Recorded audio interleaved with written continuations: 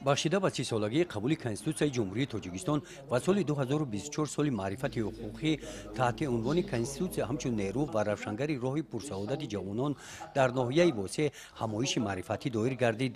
Ин чорабинӣ ки бо иқдоми бахши кор бо ҷавонон ва варзиш дар доираи нақшачорабиниҳои бахш роҳандозӣ карда шуд, дар он раиси ноҳия ва роҳбарони мақомотҳои ҳифзи ҳуқуқ, роҳбарони ташкилоту муассисаҳо, раисони ҷамъиятҳои шаҳрак ва деҳот ва ҷавонон ширкат намуданд. дар ҳамоиш дар маърузаҳои баромадкунандагон қайд гардид ки Конституцияи Ҷумҳурии Тоҷикистон 6 ноябри соли 1994 дар райпурсии умумии халқӣ қабул карда шуд. 26 сентябри соли 1999, 22 июни соли 2003 ва 22 май соли 2016 бо тариқи райпурсии умумии халқӣ ба он тағйиру иловаҳо ворид карда шуданд.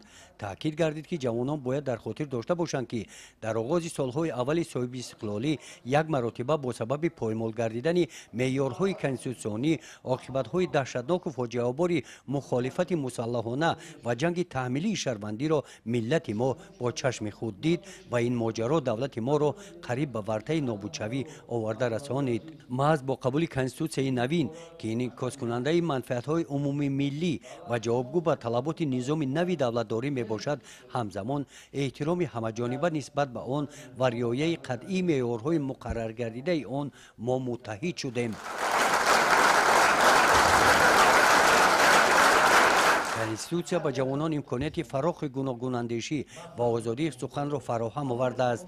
ин имконияти демократӣ ва ҳуқуқӣ бояд аз ҷониби мо ба хотири инкишофи тафаккур ва сатҳи дониш истифода гардад ва чорчӯбаи он бояд риояи қатъии арзишҳои ахлоқии миллӣ бо дар назардошти пуштибонӣ аз манфиатҳои миллӣ бошад.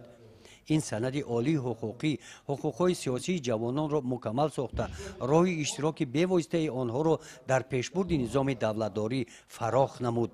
ҳамзамон заминаи қонунӣ фароҳам овард ки ҷавонон дар сохторҳои гуногуни давлатӣ новобаста ба синну соли ҷавонон роҳбарӣ намояд. гузориши хоҷа Назриф, Худойназар Зуҳуров аз ноҳияи восеъ барои барномаи иттилоотии Мувид.